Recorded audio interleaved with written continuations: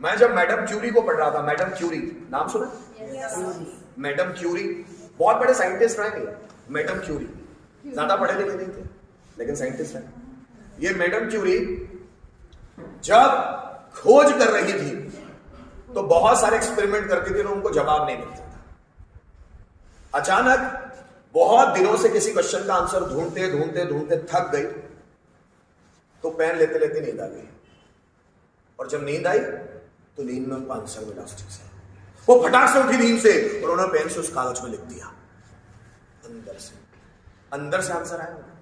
Benzene का जो formula है, साइंस वाले स्टूडेंट शायद पढ़ते हो, बेंजीन C6H6 है ना, ये है ना C6H6 बेंजीन।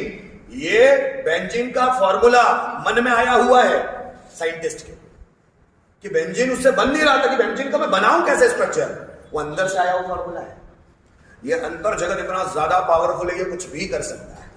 बहुत पावरफुल जगत है, बहुत ज्यादा पावरफुल। और ये अंतर जितनी भी खोजे संसार में भी अंतर जगत से हुई, बाहर जगत से नहीं, अंतर जगत से, अंदर से आता है सब। और इसके हजारों नहीं लाखों एग्जाम्पल्स हैं। अंदर से जो खोज होती है ना, वो एस्थेटिक होती है बिल्कुल।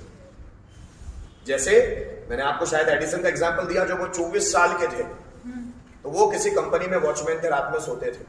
उनका मालिक आता था, उनको बार बार जगाता था। एक बार मालिक ने वार्निंग दे दी कि साले तेरे को वॉचमैन रखा हुआ है। किसको? थॉमस अल्वा एडिसन को। 24 साल तक वो नौकरी करते थे कहीं पर। उनके मालिक ने बोला साले तू सोया हुआ मिला ना, भगा दूंगा तेरे को नौकरी से। देखो वॉचमैन की नौकरी पे रखा है, रात भर जागना है तुझे। एक बार वो जो बॉस था, उनकी वाइफ भी आ गई और वाइफ ने भी देखा कि वो सोया हुआ है। उनका दिमाग खराब हो गया, उसको नौकरी से निकाल दो। एडिसन बोले माई बाप माफ कर दो, लास्ट बार बस, उसके बाद कभी नहीं सोता। पर एडिसन अपनी मस्ती में जीने वाले इंसान, उनको बार बार सोने की आदत थी, रात में सो ही जाते। उन्होंने सोचा क्या करूं जिससे मेरी नींद भी खराब ना हो और ये काम भी हो जाए। वो सोए हुए थे, बहुत परेशान होकर कि क्या मैं ऐसा करूं, परेशान होकर सोए। उनके दिमाग ने अंदर से आंसर किया ऐसा, और उन्होंने डोरबेल बनाई। ये डोरबेल जो हमारे घरों के बाहर लगी है ना, डोर टिंग टोंग, ये एडिसन ने बनाई। मन में जवाब मिला कि ऐसा कर दे, और उन्होंने उठे और सीधा गाड़ी करना शुरू किया। एक घंटी बनाई, वायर जोड़ा, दरवाजे पे टच किया। अब दरवाजे को जो भी टच करेगा वो घंटी सीधे उनके कान के पास बजेगी। इसके बाद मालिक आए किसी रात, जैसे दरवाजे को ठोका, फटाक से एडिसन हो गया, घंटी बज गई। हाँ मालिक बोली, मालिक बोला हाँ जाग रहा है तू? हाँ मालिक जाग रहा है। तो ये एडिसन ने बनाया। तो ये एडिसन क्या साइंटिस्ट पैदाइशी थे? नहीं, अंदर से आने लग गई चीजें। ट्रांसफार्मर, ट्रांसमीटर, आपके घरों में जो मीटर लगा है बिजली का मीटर, एडिसन।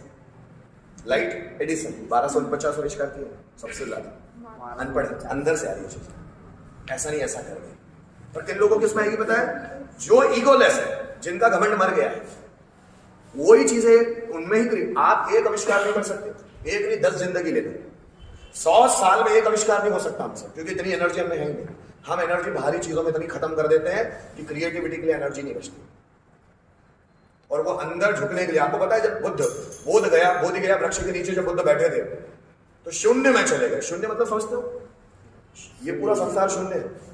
शून्य में 8 घंटे तक बैठे रहे, और जब उसके बाद उठे ना, तो ऐसी कोई वस्तु नहीं थी, ऐसा कोई प्रश्न नहीं था जिसका जवाब उनके पास नहीं था। सिर्फ 8 घंटे शून्य में गए, 8 घंटे शून्य, जिसमें बाहरी किसी चीज से उनका कोई कांटेक्ट नहीं था। 8 घंटे का शून्य, उसमें उन्होंने 35 साल लेक्चर दिए। अगर ये 5 घंटे का शून्य मिल जाए ना आपको, 5 मिनट का, 2 मिनट का शून्य, तो बुद्धि क्या से क्या हो जाए। पर वो हो नहीं पाता, हम उस तरह नहीं सोचते। स्वामी विवेकानंद बैठते हैं तो 2.5 दिन तक बैठे रहते हैं ध्यान में, कोई बाहरी डिस्टर्बेंस उनको तोड़ नहीं पाता। कैसे? उतना लेवल का उन्होंने बनाया है अपना पावर। अंदर शून्य में चले जाए। आपने सुना है शून्य से ही सर्जन होता है। तो जब शून्य में गए तो एक अलग तरह की पर्सनैलिटी आती है। इसलिए किसी ने कहा, किसी महान व्यक्ति ने, आपके 2 बार जन्म होते हैं। एक जब आप मां की कोख से निकलते हो, पहला जन्म, और दूसरा जन्म तब जब आपको अपनी जिंदगी में यह पता चलता है कि आप किस लिए पैदा हुए, आपकी जिंदगी का मकसद क्या है। जिस व्यक्ति को पता चले उसका दूसरा जन्म, और यह जन्म पहले जन्म की तुलना में ज्यादा खास है।